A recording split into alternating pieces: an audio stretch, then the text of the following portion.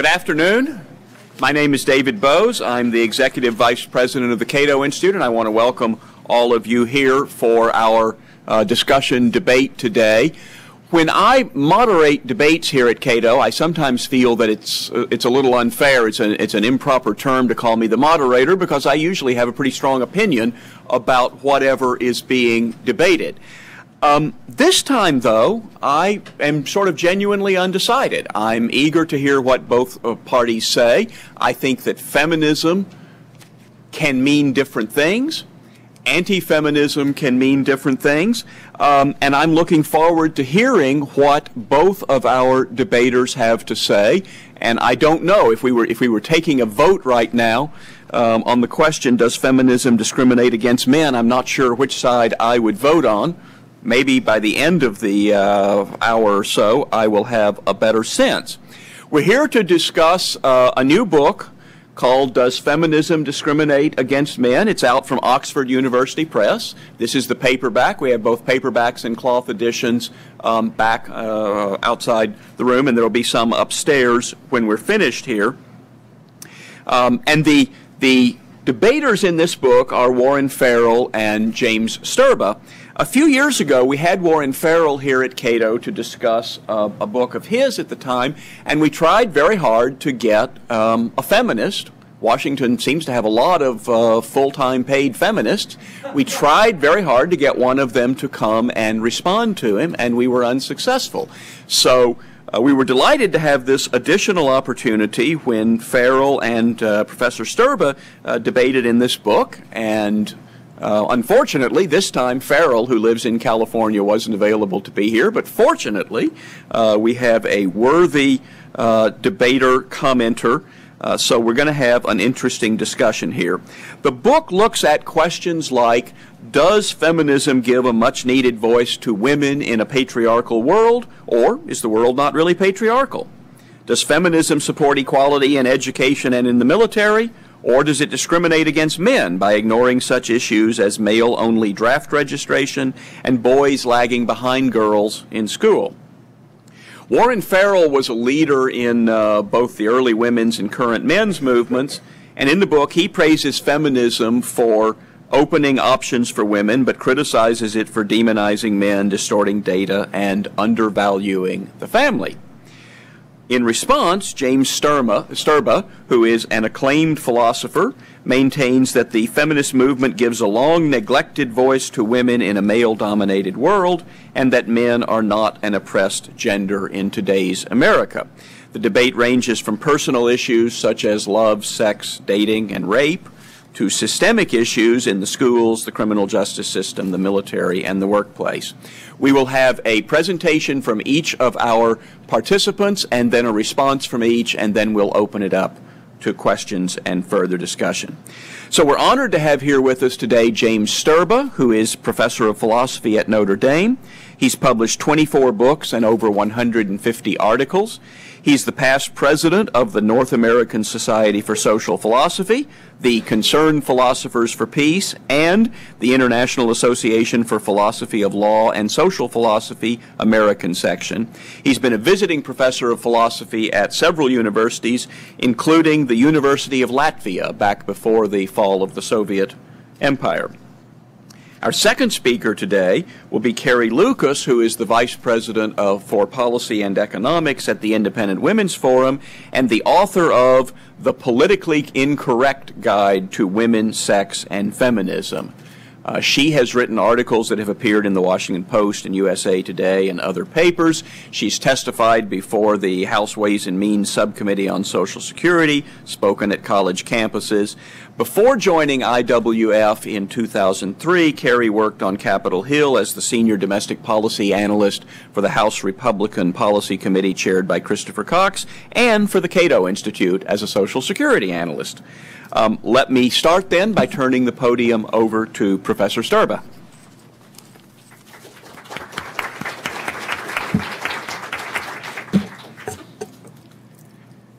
Very pleased to be here.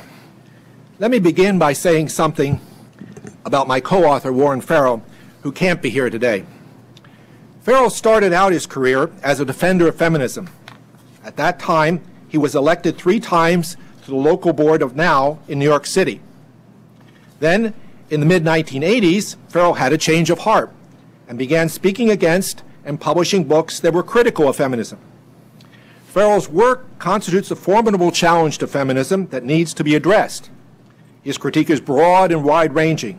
He argues that feminism has supported discrimination against men with regard to military service, health care, domestic violence, rape, the criminal justice system, the workplace, divorce, child custody, popular culture and the media, and public education. In my essay, I discuss each of these issues, sketching out a feminist perspective and taking up critiques that Farrell has raised against that perspective. In each case, I show that feminism has not discriminated against men. Carrie Lukas has told me that in her comments, she will focus on 5 of these 12 issues.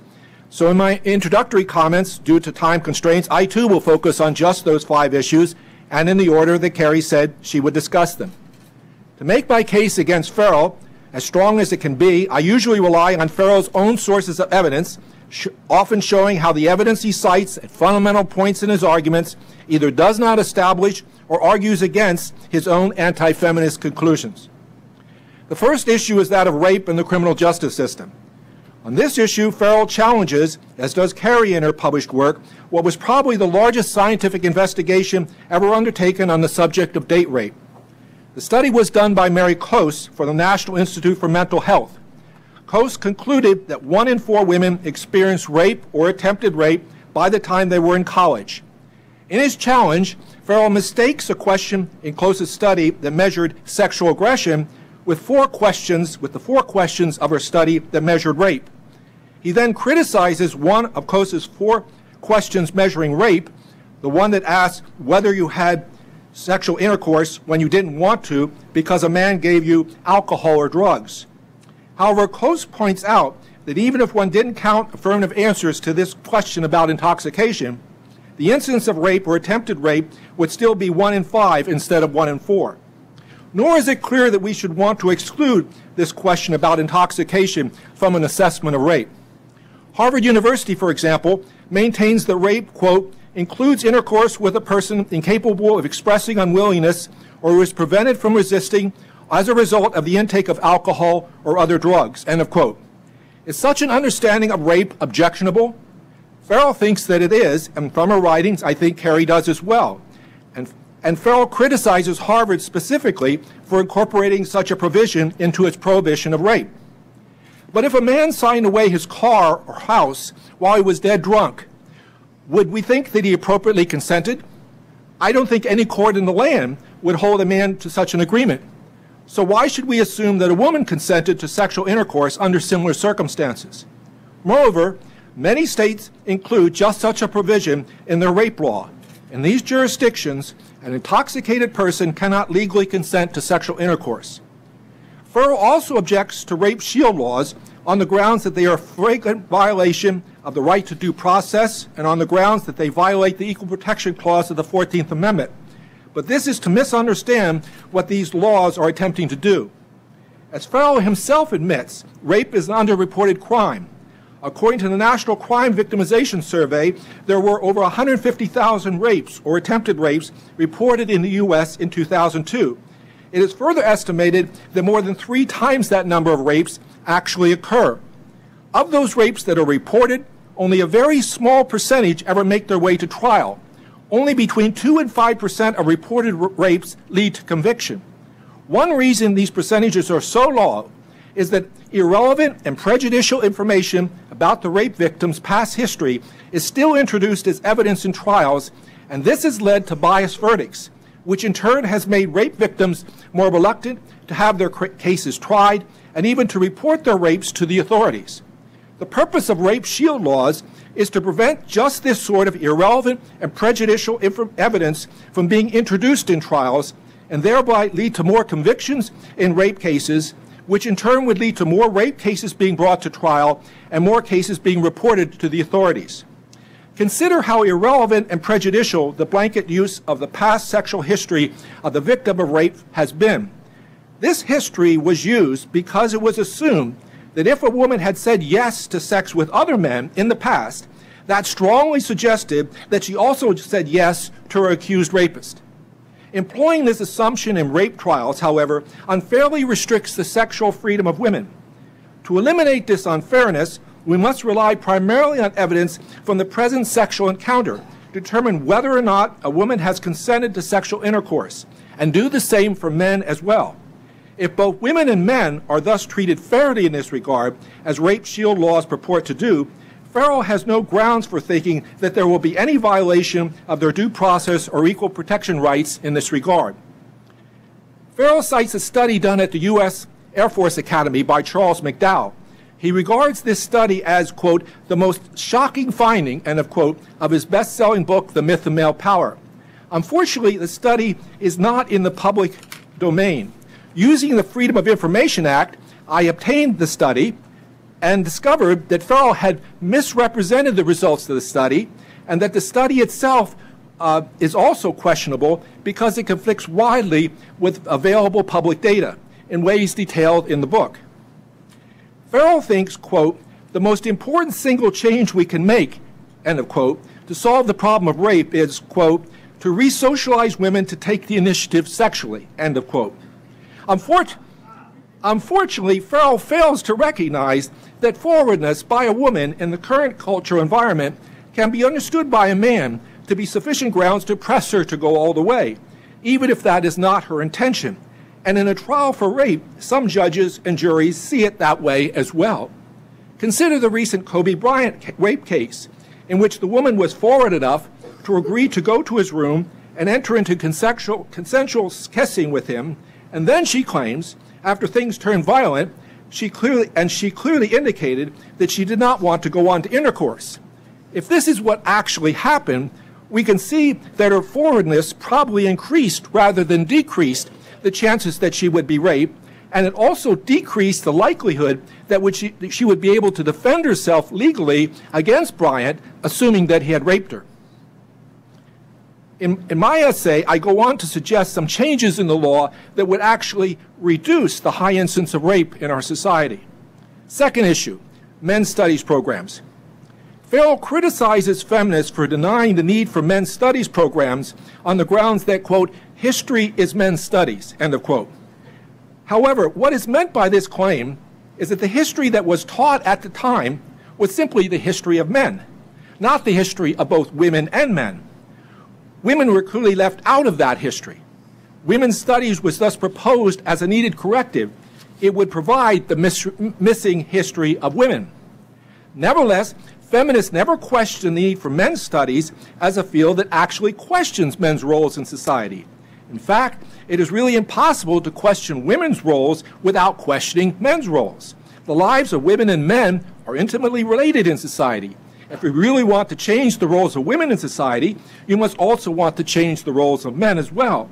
So feminists never objected to men's studies that advocated changing the traditional roles of men so as to better realize the ideal of equality between women and men. Third issue, public education. Farrell criticizes the U.S. educational system for disadvantaging boys. One of the statistics frequently cited to show that boys are faring less well than girls in school is the higher percentage of women that are now attending college in the U.S. However, it should be noted that the difference in the percentage of male and female high school graduates who immediately attend college is not that great. 61% male graduates to 63% female graduates immediately entered college after the high school in 2001. The greater percentage of women in college primarily derives from the greater number of women who return to college when they are 25 or older. Second, it should be noted that most of the difference here between men and women is based on class, race, and ethnic differences. There is no difference between the number of women and men attending college from the highest income bracket, $70,000 or more. As we move to lower income brackets, a difference between the number of women and men attending college begins to emerge among racial and ethnic groups, particularly African Americans and Latinos. So if we want to explore differences in college enrollment between men and women, as we should, it would lead us into a discussion of class, race, and ethnicity.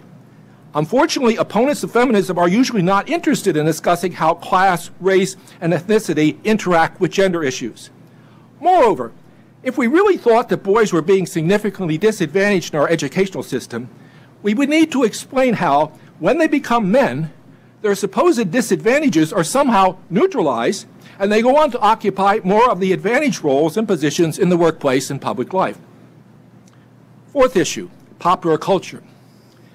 It is a commonplace that in the U.S., a pornographic view of women permeates popular culture. Pornography is also a major industry in the U.S. Today, 1 in 4 American adults admit to having seen an X-rated movie in the past year, and $4 billion a year is spent on video pornography in the United States, more than on football, baseball, or basketball. Pornography far outpaces Hollywood's slate of 400 feature films, with 11,000 pornos produced annually.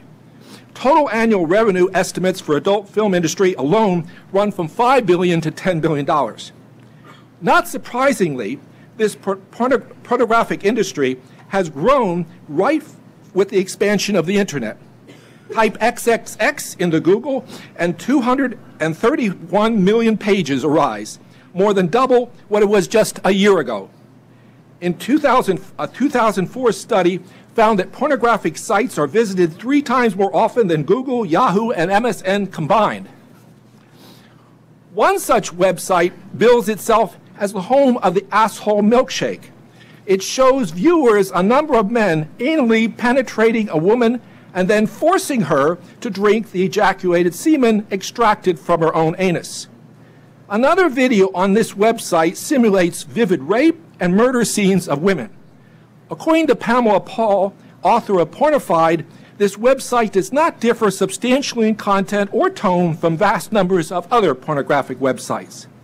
The presentation and enjoyment of women in pornography, men frequently masturbate when they view pornography, are not without their effects in the real world. Some studies show that exposure to hardcore pornography increases discriminatory attitudes and behavior in men that take both violent and nonviolent forms. Other studies reveal that in 68% of 2,380 sexual assault cases, the abuser beat or sexually abused the victim or someone else after looking at pornographic material. And in 58% of these abusers pointed out pornographic pictures or articles to their victims as they were abusing them. Warren Farrell, however, sees little to object to in male pornography. What he really finds objectionable is the man-bashing that he finds in popular culture, exemplified by the shoebox division of Hallmark greeting cards. According to Farrell, quote, Hallmark shoebox division specializes in man-bashing cards. The shoebox division calls itself a tiny little division of Hallmark. They were tiny when they started out in 1986, but man-bashing was so popular by 1998, the shoebox division was Hallmark's largest selling division, $250 million a year, cashing out mostly on women's anger toward men, end of quote. But have you seen such man-bashing cards in the shoebox section of your local card stores? I myself have searched stores in my area and elsewhere and have rarely been able to find even one card that could be described as man-bashing. Recently, I searched the shoebox division online, and of the 54 paper cards being offered there, I reproduced in the book the only card that could even remotely be called man-bashing. It's this card, you have this woman sitting on a couch, and at the top it says, what do you call a handsome man who's our age and single? And then you open up the card and it says, probably Monsignor.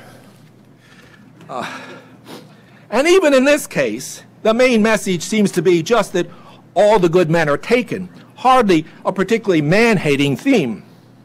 Of course, it could be that man-bashing cards dominated shoebox offerings, as Farrell claims, from its founding in 1986 until the late 1990s, and then they just lost their popularity and completely dropped out of sight. If so, This would be totally unlike the male pornography industry, which continues to grow rapidly, especially on the internet, with its negative portrayals of women and destructive consequences such portrayals have on women themselves and on their relationships with men. Fifth issue, the workplace. What feminists see as discrimination in the workplace, Farrell sees as women's choices. He thinks the pay gap between men and women would disappear if women were only to choose differently. He claims that by looking into the raw data of the U.S. Bureau of Labor Statistics for occupations employing less than 50,000, he was able to discover the existence of 39 fields in the U.S. where women earn at least 5% more than men. In her published work, Carrie approvingly cites this finding of Farrell. Farrell claims that if women were only to get themselves into such fields, they would earn as much or even more than men.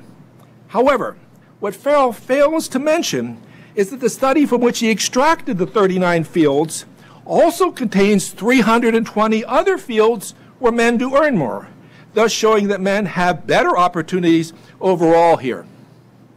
Moreover, if women were to follow Farrell's suggested ways to earn more, such as work longer hours, accept more responsibility, and be more willing to relocate and travel, and they wanted to have children, they would need to find a man who was willing to stay home and be the primary caretaker.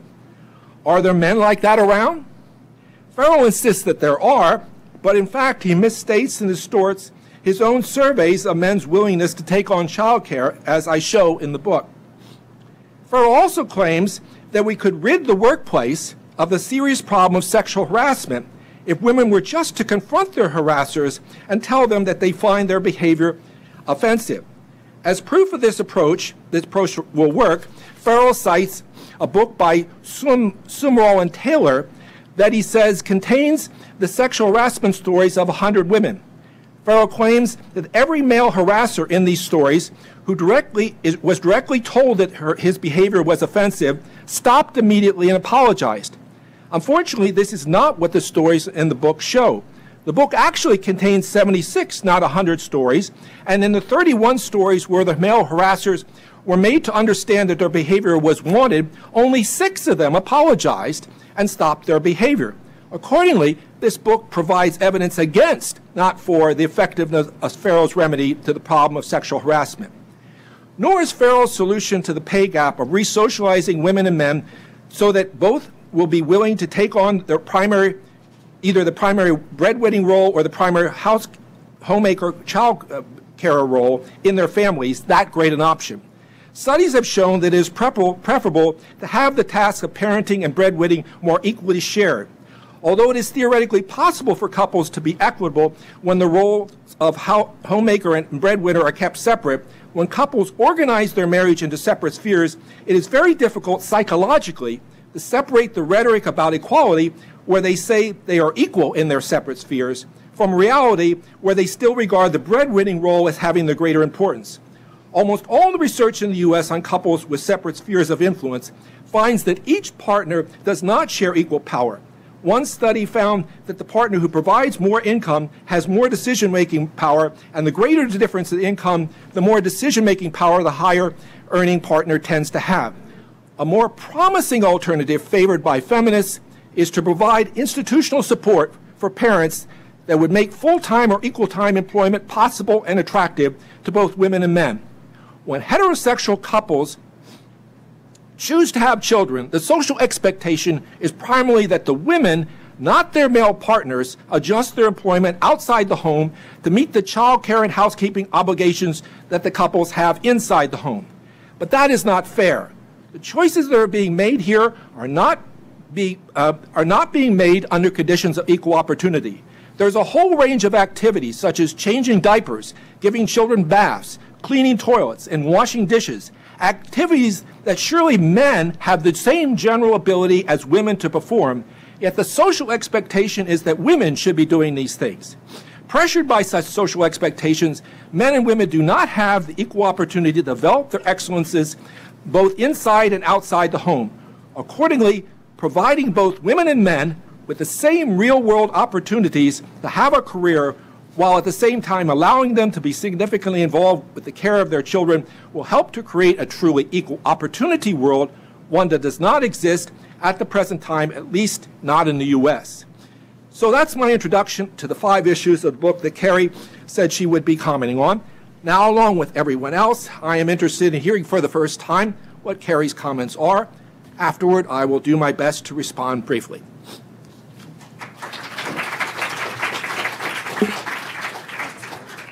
Thank you, Jim. And now please welcome Carrie Lukas. Thank you, and thanks to the Cato Institute for having me here today, and to Jim for allowing me to have this opportunity to comment on this book. Dr. Sterba begins his section of the book by describing feminism's proud history and the fight for equality. And I don't think there's anybody who doubts that when feminism began, its intention was not to discriminate against men, but to ensure that women were treated equally under the law and had equal opportunity. However, when you look at the modern feminist movement today, I think it is clear that they've moved beyond that aims, and the organized feminist movement now seeks to advance women at the expense of men, including some policies that explicitly discriminate against men. I'm going to begin with one of the issues that Dr. Sterba talked about, and this is the issue of rape. Now, in his book, Dr. Farrell makes a persuasive case that that the feminist movement has really moved beyond what we all know as the horrible crime of rape, a true violation, and created a system that is both more ambiguous when it comes to defining rape, and created a legal system that explicitly favors the accuser, the accuser. Now, just to take one feminist icon's definition of rape, I think this really encapsulates the movement away from crime to more ambiguous. Feminist icon Catherine McKinnon said that she defines rape politically: I call it rape whenever a woman has sex and feels violated. In other words, for many feminists, what constitutes rape is really in the eye of the female beholder. As Farrell notes, this new understanding of what constitutes rape has created different responsibilities and expectations for men and women. For example, some have suggested that if a woman first says no and is then talked into it, eventually changing her mind, that this could be and then later regrets her decision to have sex, that could be considered rape because it's emotional coercion. Now, alcohol obviously creates more ambiguity about who said what and when, and of course there are instances when we all recognize that alcohol is involved and true rape could be involved. So if someone is passed out or is truly altered and a man moves on and rapes her without her consent or has sex with her without her consent, that meets the idea of rape. But what we're talking about when we talk about some of the more ambiguous areas are when alcohol is involved, he thinks that it was that she consented, and the next day she regrets it. Is that rape? And oftentimes today, if a woman, even if she has consented while she was drunk, if she consents later on, she can change her mind. And there are men who are today serving sentences based on this idea that the woman regretted this act of sex. As Dr. Farrell wrote, in an era of equality, we're making her not responsible because she is drunk and making him responsible even though he was also drunk. It's ironic that feminism is pioneering this new equality. Now, given that now a woman's testimony can be enough to convict a man for the crime of rape, it's all the more important that we have a proper sense of this woman's credibility. Yet rape shield laws often do prevent the defense from doing just that, while the accused passes an open target. Now, I agree with Dr. Sterba that rape shield laws were created for a very good reason. There are instances where a woman's sexual past has no relevance on her case and on this specific situation, but it could be used to embarrass her. But today, often these laws are taken to the extreme, and it's become not just a he said, she said situation, but a he said versus a she whose credibility cannot effectively be challenged. Now, this leaves men open to false accusations. Feminists seem to recoil at this idea that a woman would ever make up an accusation of rape. But this seems very odd to me, almost to buy into a Victorian idea of female innocence. Kathy Young, the author of the book Ceasefire, details numerous examples of men who've been sent to prison on sometimes ambiguous and other times plainly false instances of rape or claims of rape, sometimes when the accuser comes out and recants her story. And as Young talks about the possibility of a potential for women to use this false accusation of rape, she posits the question, is it so unreasonable to think that a uniquely damaging and stigmatizing charge will be used by some people as a weapon, just as others will use their muscles as a weapon? We all know that this is something that women have the potential. They know it can ruin a man's life. Is it ridiculous to think that she's going to put that to use? Of course not. And in their book, Dr. Farrell and Sterba debate how frequently rapes occur and how often false accusations are made. And I would challenge Dr. Sterba on some of his figures, in particular the study by Mary Coase that he mentions. One of the facts that he doesn't mention in that is that only 1/4 of the women who Dr. Coase counted as raped called themselves raped. By their own definition, they did not believe they were raped. And a significant portion, I don't have the exact figure, but I think it's around 1/3 of those she considered rape actually went on to have sex with their so-called attackers again. So in Christina Hoff Sommers' book, Who Stole Feminism, she posits the question, why is it that why don't we trust the women that their experience of what happened is the reality instead of using these incredibly inflated numbers? But regardless of what the exact numbers are, we all know rape is too prevalent, and but again, I don't think that's the issue that is really we should be considering if the question is, have we created a society that discriminates against men and a system that is discriminatory when it comes to this issue? Now, America vividly saw how this dynamic can work with what became known as the Duke rape case. I'm sure everybody here is familiar with the basic details. An exotic dancer was hired to perform at a party and later accused the 3 Duke lacrosse players of having raped her. The pictures of the accused young men were instantly put on the Drudge Report and then splashed across the media. The young men were expelled from school, their families hired lawyers, and ran up hundreds of thousands of dollars defending their sons against these charges. And for months and months, we did not know the accuser's name or even her basic background or story, even though these young men's lives were being ripped apart based solely on her accusations. Now, obviously, it turned out in this case, many things went wrong, and the prosecutor was disbarred for his decision to move forward with this case. But I think it brings up many questions. Like, what if this accuser, who is essentially seeking revenge, she did a pretty good job getting it, I think, what if she had been slightly smarter about making her accusations? These men easily could have joined the list of innocent men who were sent to jail. And many feminists and much of academia today seems completely unconcerned about the potential for innocent men to be punished. The Duke faculty, almost without exception, applauded the protesters who immediately filled campus to condemn the lacrosse players, putting posters around campus with their faces and "wanted" underneath it. And the professors just celebrated the protesters and lamented the culture of, quote, white male privilege that supposedly paved the way for such brutal acts. Of course, it turned out that it wasn't the culture of white male privilege that had run amok at Duke, but the Academy's desire to bash all things white male that led this prestigious university to completely abandon a common decency and sense of justice for their own students. I think this is a good segue into a discussion of our educational system's treatment of men. And I just want to comment briefly on women's studies because both Dr. Farrell and Dr. Sterba believe that what women's studies and men's studies should be about is really about changing the way that we consider gender.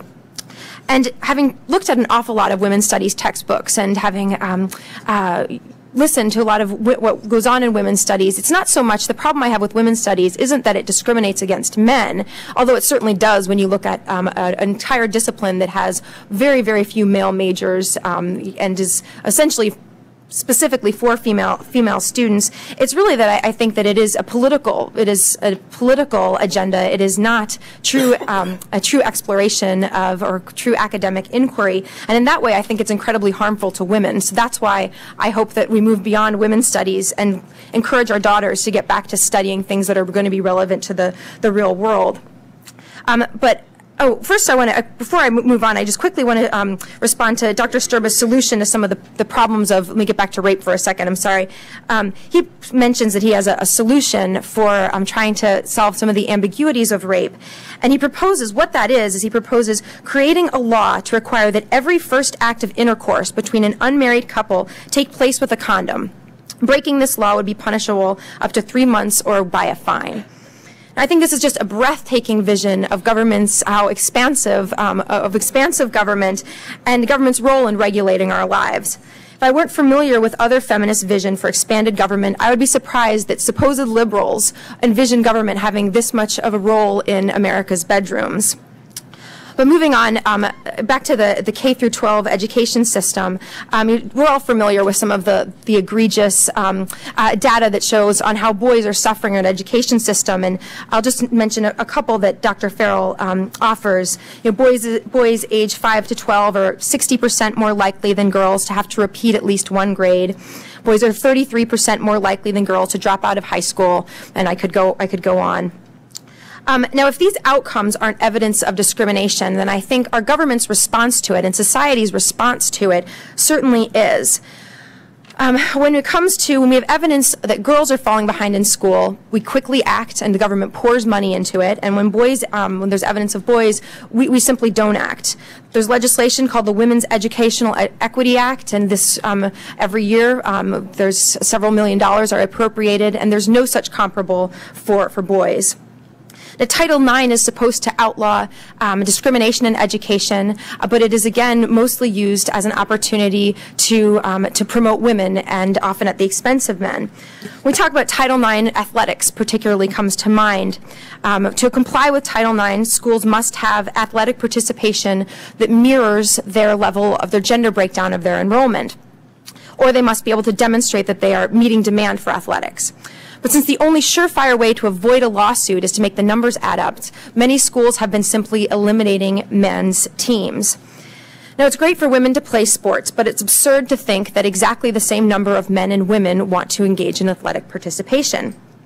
But in addition to the absurdity of trying to manufacture this politically correct outcome of having an equal number of male and an equal number of female athletes, I think it's really telling that athletics is the only area that we focus Title IX on.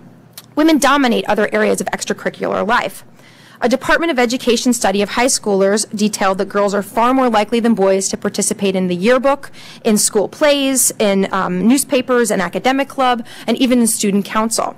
Yet, in fact, the only activity where high school boys out-participated girls was athletics. And of course, that's the only time we try to enforce Title IX and where we're concerned about correcting the gender imbalance. Now, I'm going to quickly move to the area, the popular culture, and as Dr. Sterba described, Mr. Farrell was very concerned about some of the images in popular culture of men, and brings up a number of examples. And Dr. Sterba ably counters that really men are, this is pretty tame what Mr. Farrell points out, and it's pales in comparison to the pornography that is so prevalent and which is really truly demeaning to women. Now, I personally agree that pornography is harmful for women, and for men for that matter, but I would question Dr. Sterba's presumption that feminism is part of the solution to that problem. Many feminists embrace pornography and the growing public displays of sexuality as evidence of women's empowerment. The executive director of California Now, for example, characterized the Girls Gone Wild video series as not a bad thing. And one of the themes running through women's studies classes is that sexual liberation is really synonymous with women's liberation. Each year, there's a traveling sex workers art show, which is billed as a, quote, celebration of whore culture, which visits college campuses around the country to the applause of women's studies programs. Events like the vagina monologues, which are usually accompanied by such activities as women handing out vagina-shaped lollipops and very crude T-shirts, encourage one to question who it is that really objectifies women, men or women. Now, our culture certainly leaves much to desire in its depiction of both men and women, but I wouldn't depend on the feminist to help solve this problem. And the time I have left, I want to turn quickly to women in the workplace, and particularly when children are in the picture, because I think this is really the meat and potatoes of the discussion about if women and men are discriminated against. As Dr. Sterba described, Warren Farrell believes that most of what happens when it comes to women and how we make less money is a result of choices.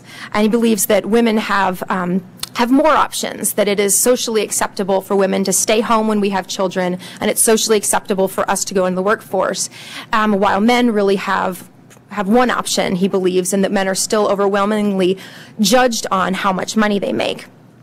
Now, as Dr. Sterba talks about, he believes that women really don't have these options, that women don't just get to choose, and that we are discriminated against in the workforce.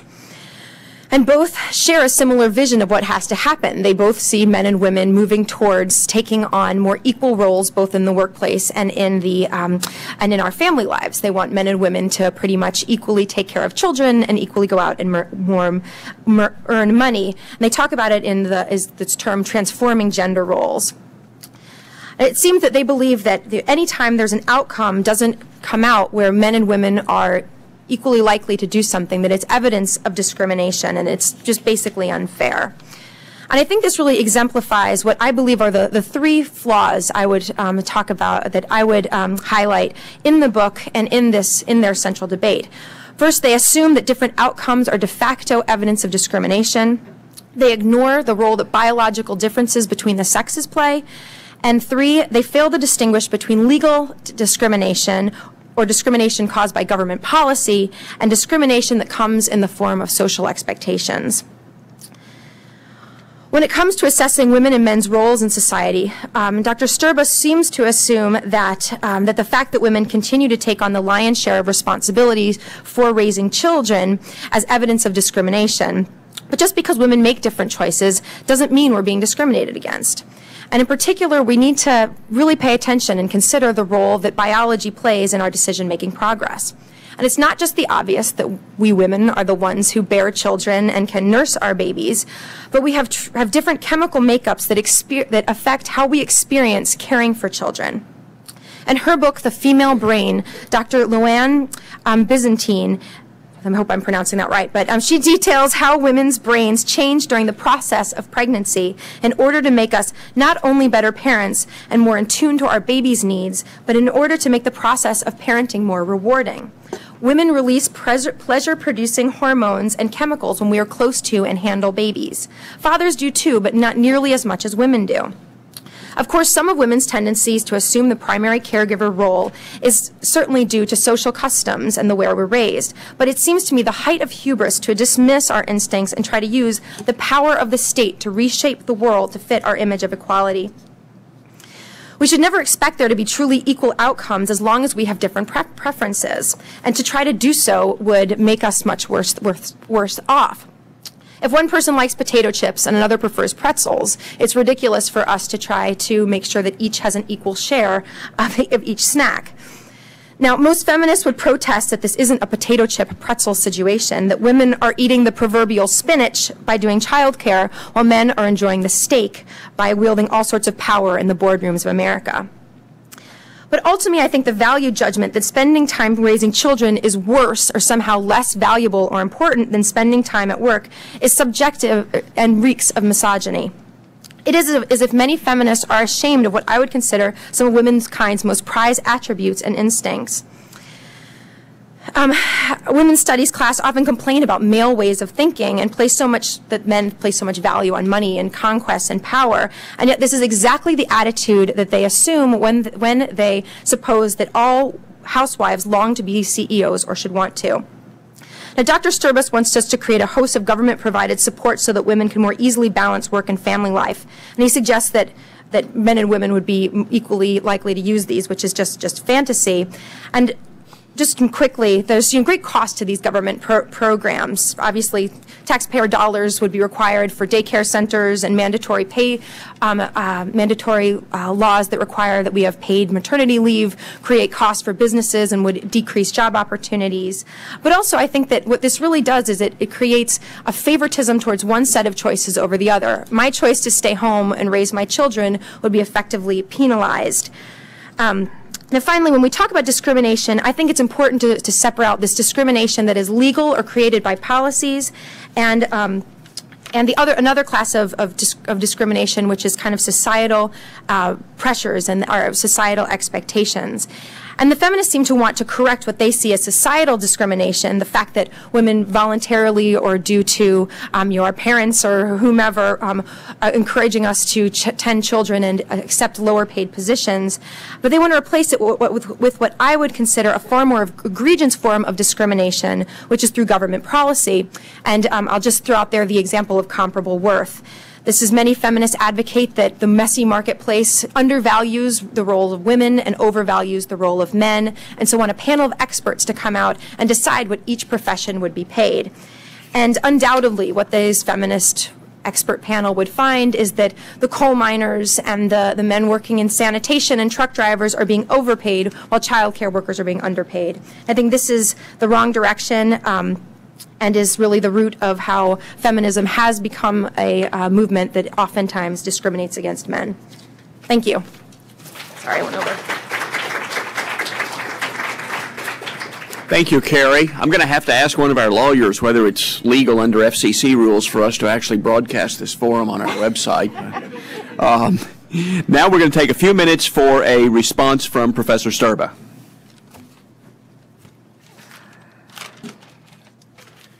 Well, there's a lot to respond to there. Let me just start with the rape case, which you spent so much time on.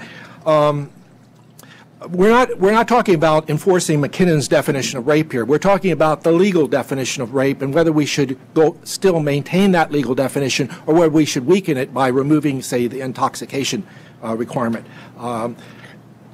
Now. So that's the issue there. We're not talking about enforcing McKinnon's definition here. With respect to false accusations of rape, there are false accusations of rape. The FBI maintains that unfounded accusations are there 8% of the time, but not all unfounded accusations are false accusations, so you have to narrow that down. So no one's denying that they're not false accusations of rape. The Duke case is a bad example for what we're talking about here. Most of the rape cases are date rape cases. The Duke rape case is not that. So we can't do much generalization out of the Duke case. It also comes out of a special political environment that just doesn't replicate itself across the United States. Now, with respect to the fact that most of the women that who were met the legal definition of rape by their answers to the questions, but didn't say they were raped. This is the breakdown. They met, and it's very frequently the case that people qualify legally for some crime has been committed. They can't tell what crime it is. So in these cases of the women surveyed who experienced the legal definition of rape, according to their answers, 90% said that what had happened to them fit one of the following legal descriptions. It was rape. Some said it was. It was some kind of crime, but they didn't know whether it qualified as rape. It was a sexual assault, but they didn't know whether if it was a crime or if it was rape. Only 10% they did not feel victimized. So, I mean, I don't think we want to say that you have to know that this legal definition applies to you before you're raped. I mean, I think that's just that's not the way we should go on this issue.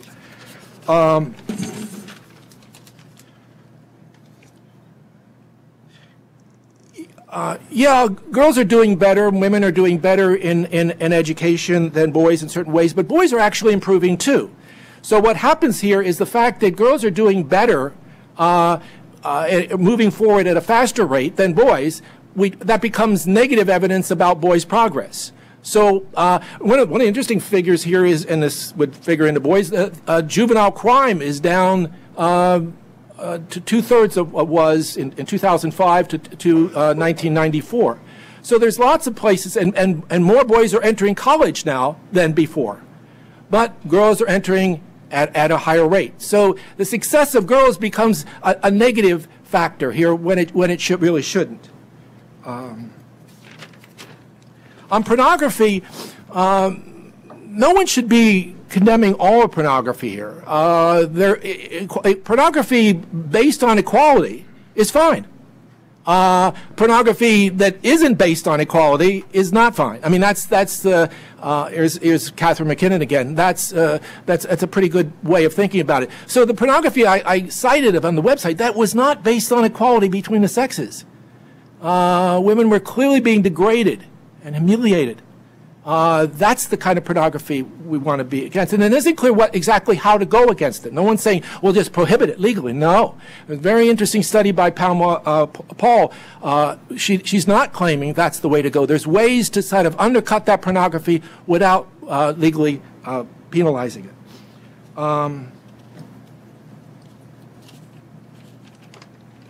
Let's see here. Equally premised. Now, I don't know what to do with this issue about discrimination based on society and discrimination based legally. The issue should be whether women and men have equal opportunity. If there's a lot of social pressure that makes it difficult for women to develop their skills in the workplace, they give those up to take care of their children.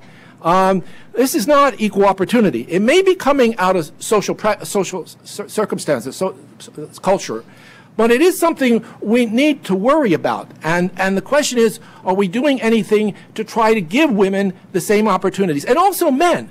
I mean, men can do these child care stuff. I mean, you talk about a biological difference changing women's brains during pregnancy. Well, you know, a man is being really attentive to his wife during the pregnancy. At 1 o'clock in the morning, she wants a double cheeseburger. You run out, you go get the double cheeseburger. All this nurturing activity that's developing up in the man. I mean, maybe he's getting a head start on the nurturing thing. Anyway, outside of the nursing and after the kid pops out, there's lots of things the men can do, and they can do equally well as women. And the question is, why don't we have things set up so that both women and men can exercise their abilities equally, have an equal chance to exercise their abilities inside the home and outside the home. That should be the goal here. Oh yes, Title IX. Well, you know, Title IX has 3 ways of satisfying its requirement for women, and only one of them requires proportionality. It was looking something like a quota. It turns out that alternative is not always used. For example, in 1994 to 1998, 77 participation cases were reviewed for Title IX. Participation case is just one kind of discrimination case. 28% were resolved by proportionality, 5% by history of expansion, so that's another way you can meet Title IX, and 66% by full and effective accommodation of interests and abilities. So the proportionality standard was only used in about less than a third of the cases as a resolution. Now the issue is, should we be enforcing proportionality, even though it's not even used all the time and only a third of the time in the athletic area? Should we be enforcing it all over the board and require it in art classes that there be the same number of women as men? Well, I mean, look. The law just allowed the enforcement of the proportionality standard over athletics. Now, if you want to propose another law that says you have to do this, if you're worrying about discrimination against men in art classes, well, if you really think there's discrimination there, then maybe propose to do something. I don't see the basis for it. I mean, men certainly can enter art classes if they want. They can enter dance classes if they want. They're encouraged to enter dance classes if they want. Maybe. So I don't see any problem with discrimination in other areas. If you say, well, now there's more women than men in college, I mean, for longest period of time, we didn't worry about that there were more men than women. And even right now in the Ivy League schools, there's more women, there are more men than women. It hasn't got into the Ivies, except for Columbia and Brown. The Ivy League schools have more men than women. So I don't see any argument here that men are being discriminated against because they're not getting into college at the same percentage as women. Again, women are catching up in lots of ways, and the men are increasing their enrollment both in college and in athletics. there are more men participating in athletics now than in 1973 when Title IX came in. It's just that a lot more women have opened up into athletics. The slots have opened up for women when they were really quite low. It was like 30,000 in 1973. It is now like 290,000. And men were about 250,000 then. They're about 350,000, I think, now. So men's participation has increased, women's has increased. If you go back to this biology thing, what was the biological basis for thing here? Was it what we had in 73? Somebody in 73 could say women are just interested in sports at the level of 20,000 versus 250,000 for men. That's biology. But we said, no, let's put slots there and see what happens, and look what's happened.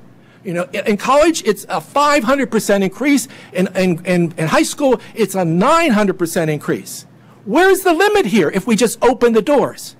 Why? What's the argument here that doors should be closed now for women? Because now they're advancing at a faster rate than men? Yeah. Carrie? I think I'll start with where we left off on the Title IX stuff, because clearly nobody thinks that doors should be closed for women. Well, the real question is whether or not doors should be closed for men. And while it's certainly true that there are supposed to be 3 ways to comply with Title IX, overwhelmingly universities that want to head off the potential for a lawsuit have decided that the safest way to try to comply with Title IX is to make the numbers add up. At last count, universities had eliminated more than 200 male track teams, 120 wrestling teams, 90 gymnastic teams. Male gymnastics is almost extinct in this country. And just last year, James Madison University provided a vivid example of this. James Madison was very explicit. They were trying to comply with Title IX, and so the fact that 60% of their enrollment was women meant that 60% of their athletes were going to be women, and so they cut enough teams until they made those numbers add up. So I do think this is an instance where clearly the law is being used to reduce opportunities for men. And it's interesting because when we talk about who's doing better in school, at the end of the day, I agree. I don't care. I think that it's you know, if there's more boys graduating or more girls graduating, that's really beside the point. Except when it comes to how we're using taxpayer dollars, that's what really matters to me. I think that that the way that that government gets involved is when we really can see the way that the feminist movement is discriminating against men by providing programs that are only available for girls and for young women. It's not that I want to see boys and girls have exactly equal numbers. It's that I think that these programs are unconstitutional and ought not be there in the first place. But if they're going to be there, then they certainly should be there for both sexes and not just to benefit one. I think when we talk about, there's a lot of talk about what it means to have equal opportunity and how it is that women end up making choices to stay home with their kids more than men do. And I think it's just, it seems very like we're fighting an old battle, this idea that women all have to make the choice to be the ones to stay home. We have in society today, there's a growing number of stay-at-home dads, and there is no legal barriers to men being the ones to opt in a heterosexual married couple to be the one to stay home with their children. And what the feminist movement and what Dr. Sterba is really talking about is just expanding government to make it so it's neither the dad or the mom who's taking care of it, but it's Uncle Sam. And so this isn't so much the feminist movement discriminating against men as it is just advancing a big government agenda, which I think discriminates against women who want to be the ones to be primarily home with their kids, or families who want to have a parent be the one to be the ones raising their child. then finally, just quickly back on the rape thing, absolutely, I understand that there's many cases that are very ambiguous, and that's, I think, the problem when it comes down to date rape is that it is often essentially a he said, she said situation, and I think the real question is who are we going to believe in that situation? And I believe that the basic presumption of innocence means that there may be a lot of guilty people who get off, and that's hard, and it's a problem, and it's something that women need to recognize that we can't there is a potential out there, but our system cannot be based on trying to discriminate or to always favor for the accuser. We have to maintain the presumption of innocence, even if that means letting some guilty men go free. And I think the fact that we've moved so far away from that in so many rape cases, and not just in the legal arena, but also on college campuses, because college campuses, a lot of them have accepted, frankly, the Catherine McKinnon view of rape, and there is very little due process on college campuses, and this societal presumption that women, especially on campus, that women don't make this stuff up has created a lot of hardship for a lot of young men. And while I think feminism and just feminists need to be a little more outspoken and try to get it that this creates a culture of fear for men and can create a lot of unfair situations where unjustly men have their lives ruined. So, okay, thank you. All right, thank you. Okay, at last, let's open this up to questions. Please wait to be called on and wait for a microphone to be brought to you. We'll start right here.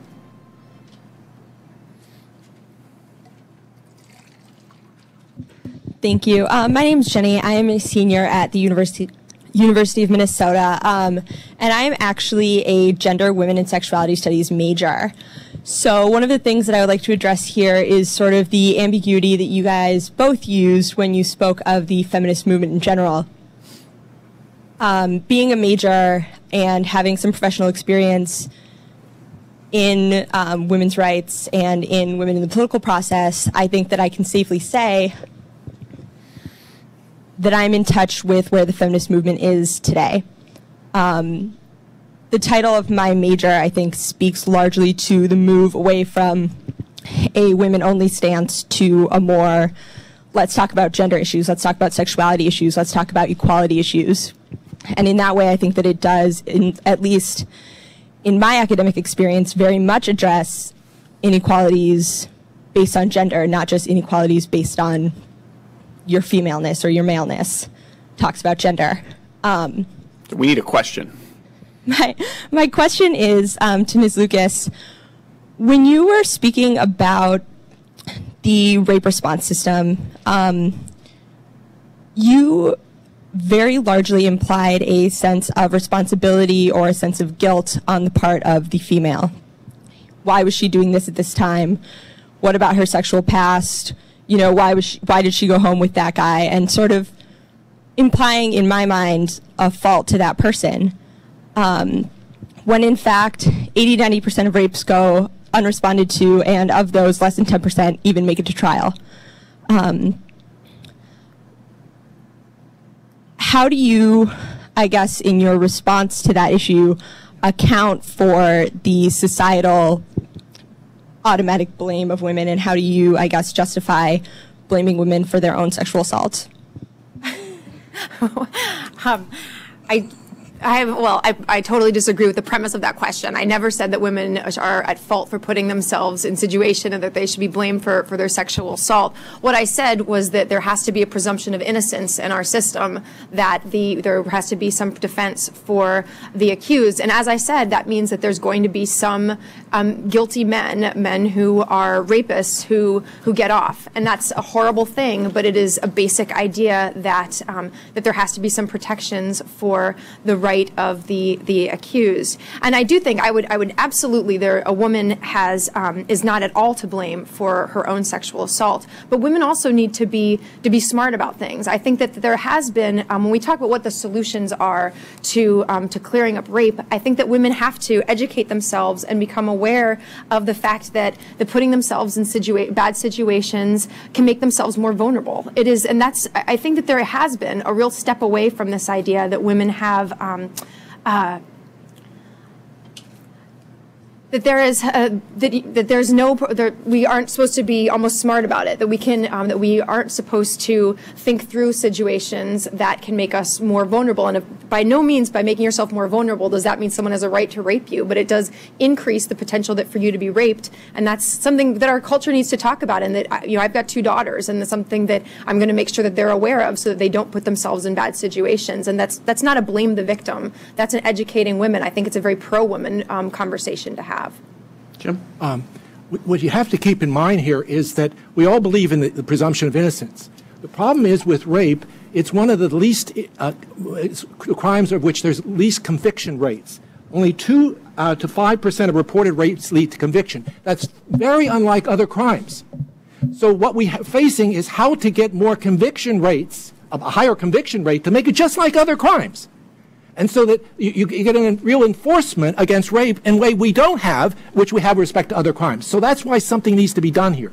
But if I can just, I think that again, focusing on outcomes, that we need to make this look like other crimes. Rape is not like other crimes. That there isn't as much evidence. That this is something that, people don't kill each other. People have sex consensually. People don't rob each other consensually. This is a different type of crime, and therefore it makes perfect sense to me that there would be a lower conviction rate for rape, since there is often very little evidence. The reason why there's a lower conviction rate is what I was talking about, which the Rape Shield Law was trying to do, this past history. If the woman has had sex before, well, she probably had sex freely before. Well, she probably consented to have sex with this guy. That kind of evidence is being introduced into the trial, and of course it blows her case. But do you disagree that there's less evidence in most part with a rape case than there is with like a burglary? I think the problem of using this evidence that's irrelevant is the main problem. You disagree that there's less evidence of a crime having taken place after 2 college kids go back, hook up, and decide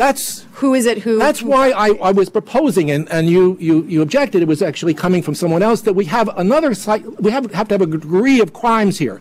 We could have a crime of reckless sex, because now what's on here? Most of these date rape cases occur in first encounters. That's where it happens, and where people don't know each other. So if you say in such an encounter between two individuals, if the guy doesn't use a condom, he gets, a fine and 3 months. Do you know what would happen? That was Kobe Bryant's case. Do you know what would have happened if Kobe Bryant were convicted of reckless sex? The impact across this country, the increase of women's freedom, 3 months in prison for Kobe Bryant. What would that have done? Shocked men across this country. They'd be more and more careful. And women get more freedom when men are more careful. Okay. Next question. In the back.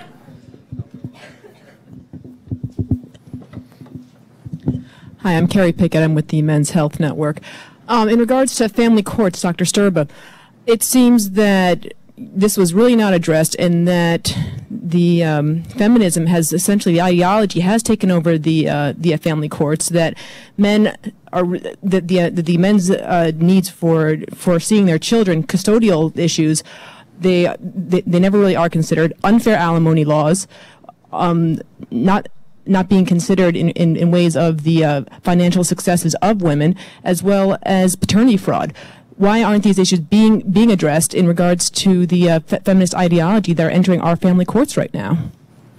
There's a whole section in the book about the child custody, and you really want to look at that, Farrell's view and my view, on that. And this is important. The legal fraud, of course, affects both men and women. Here, it's a more general problem. The custody issue, we find that about half the cases don't even make of child custody don't even make themselves into the court. They're decided voluntarily between the parents. There's another, like 40% of the cases, 45% of the cases that the court rubber stamps. There's only 5% of the cases where there's contested cases, and in those cases, the men win 40% of the time, even though the women are usually the primary caretakers of the children in those cases. That's the data in the United States. You're shaking your head. In the state of Virginia, in the state of Virginia, 96% of the time, the mother will get the children regardless? Well, as I said, in most cases, it's already voluntarily decided by the parents. The issue about whether, men may be saying, well, if we could test the cases, what happens? There isn't any national data on this. I've looked at the data in several states, and it comes out, in the Canadian data, there is national data, it's 40%, 50% men win, and they win even when they haven't been primarily involved with the child care before. If men had been primarily or equally involved with child care before, they would have a great case when it comes to child custody. The problem is they haven't been, and then the courts operating on the basis of what's best for the children tend to give, if there is a contested case, and I'm saying it only happens in 5% of the cases, they tend to give it to the women. But even then, the women aren't winning in a suitable percentage. Men usually have more money to fight these cases. Women don't have the money to fight them. Carrie, given what you said about the differences between men and women bonding with children, do you think it's unreasonable that 96% of custody decisions go to women? Well, that's not the data. That's not the data. 96% are voluntarily decided. Well, regardless, I mean, whatever the data is, it doesn't surprise me that it's more frequent that women end up with be the primary primary caregiver, the one who primarily gets custody of the child. But I do think that from my from looking at some of the situations and some of the laws that govern paternity and the expectations for men, I do think that we have a lot of situations when men are treated as if they're no more than a checkbook, that men are expected to pay and then have very little recourse for enforcing visitation rights. So even though it wouldn't surprise me that women disproportionately have custody, I still think that there's that men are often denied what should be their role in getting to have a part of their child's upbringing. Okay. Yes, right there in the front row.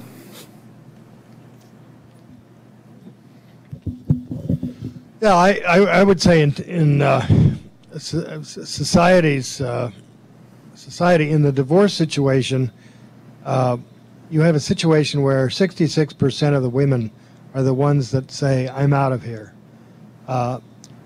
Society passed the no-fault divorce laws, and given the fact that, as you cited, that most women get the children, in other words, men are totally corralled, have no defense against losing their children. In the case of the unwed birth, there's paternity establishment that essentially exists to facilitate women's ability to get child support. There is no comparable connection to assist men to get enforcement of visitation or to establish visitation of their children. So basically, society is taking an enormous stance at taking children away from fathers, and fathers have absolutely no ground for defense. And the institutional setup is such that they're encouraged by their lawyers to not even fight these situations. And therefore, I think, Mr. Sterba, your issue that men don't fight is bogus. I'd like to see how you address the patent inequality of child custody determinations. Okay, we got the question.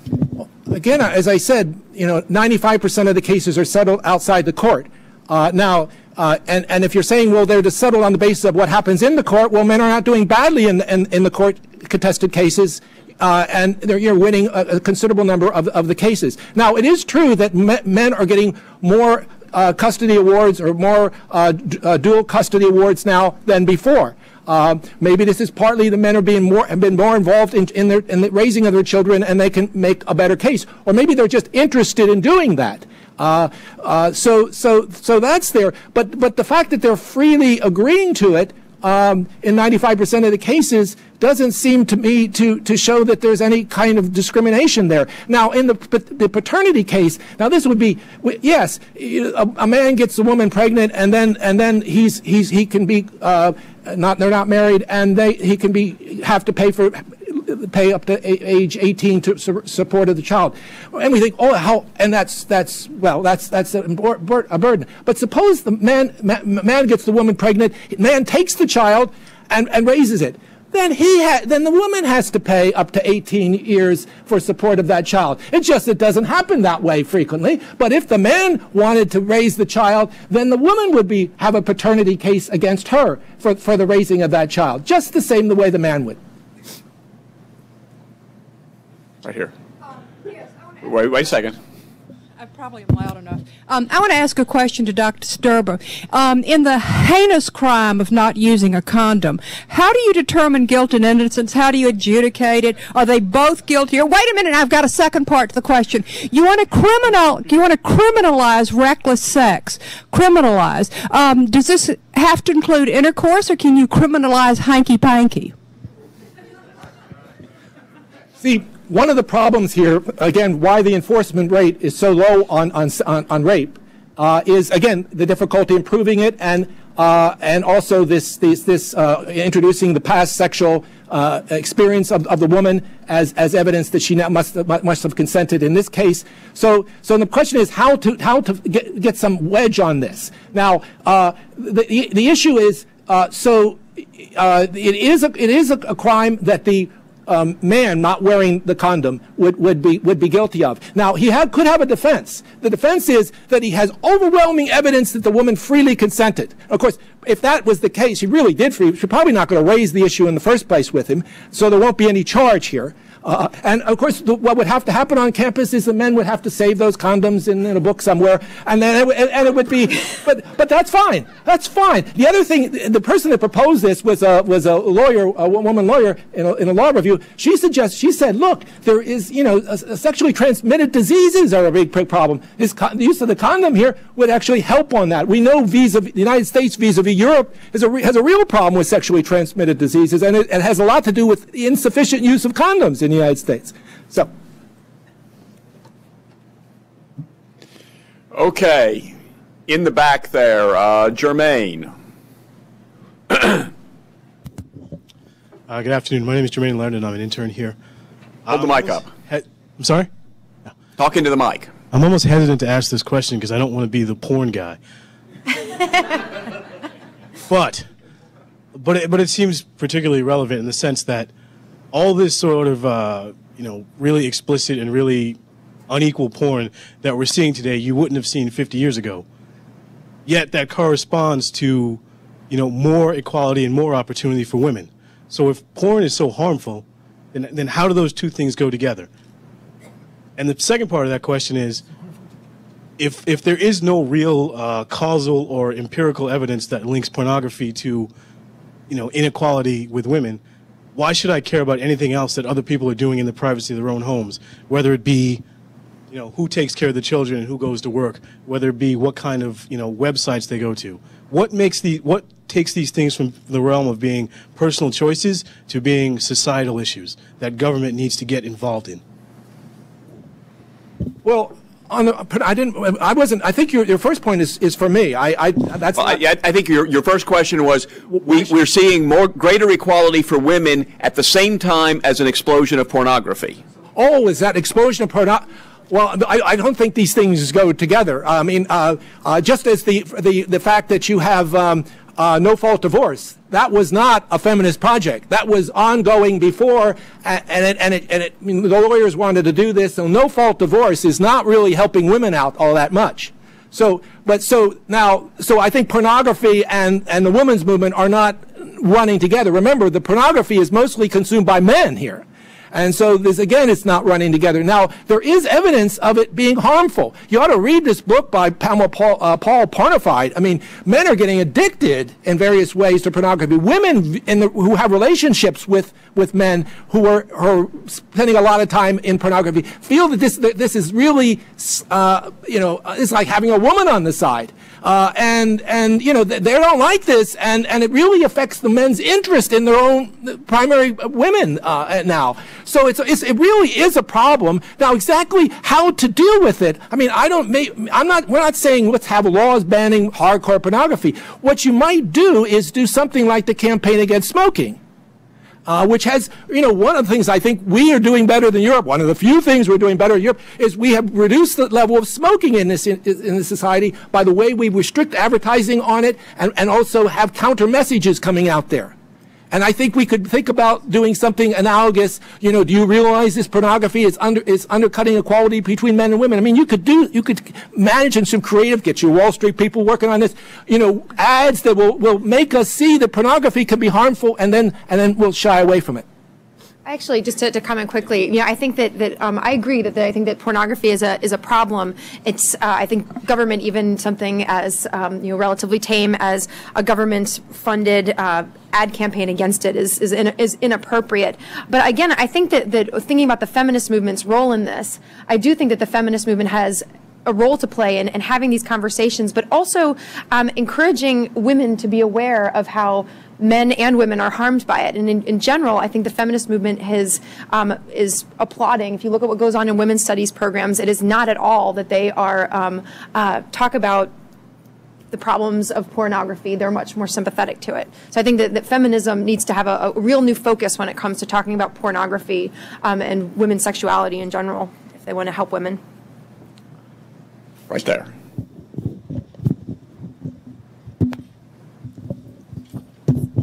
Hi, Marissa Malik, Federalist Society. This question is also for Dr. Sterba. I think it's interesting that you sort of seem to suggest that the rape shield laws protect information that's totally irrelevant. Because it's my understanding of rape shield laws that they also protect women from having to admit that they've made accusations in the past. And it seems like if we have a right for defendants to cross-examine their accuser, this type of information is highly relevant. Moreover, the type of information that would suggest a woman is particularly loose in her sexuality would also seem to impinge upon her character.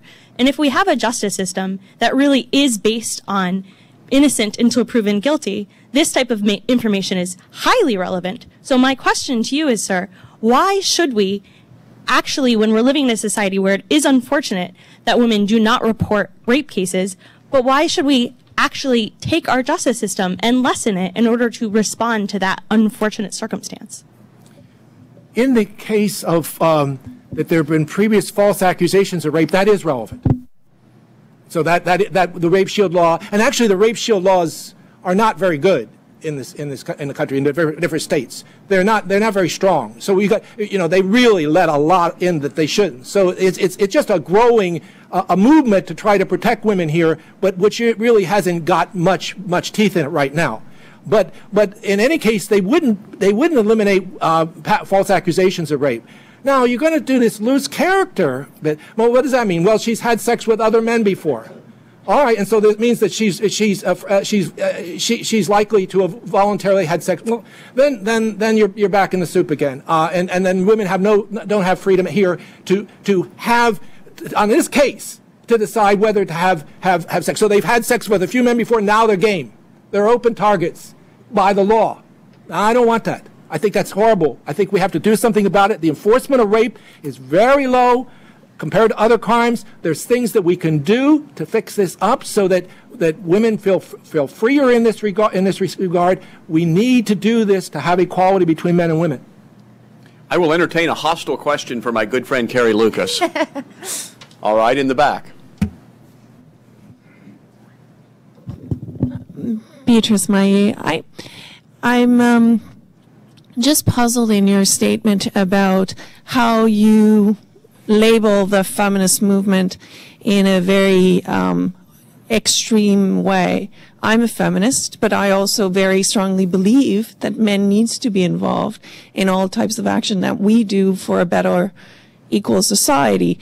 I do think in the feminist movement there are different trends, and there's also different views and great debates about different issues and how to tackle. You talk about pornography. There's actually a wide range of view in the feminist movement about pornography. So I would like to really get a bit more from you on how you generalize so extremely the feminist movement. Yeah, it's a good question, because it is hard. I think it's hard whenever we talk about any movement to kind of decide who it is that exemplifies that movement. And when I think about the feminist movement, I mostly, when I look at the political or the economic agenda, I basically look at what I consider the most mainstream traditional feminist groups like the National Organization for Women and the Feminist Majority. And then a lot of the kind of more cultural stuff, I really try to look at what goes on in women's studies programs and look at some of the women's studies textbooks that are most commonly used.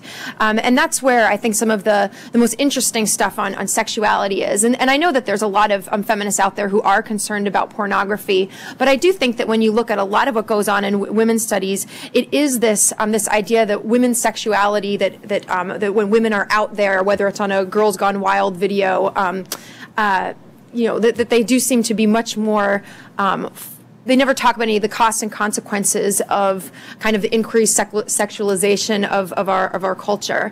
But you're right that there's a danger, and there's certainly a lot of feminists who don't believe in who aren't as radical and do support men. But I think that when in general, if we're going to make generalizations, that those are the sources that I consider to represent mainstream feminism.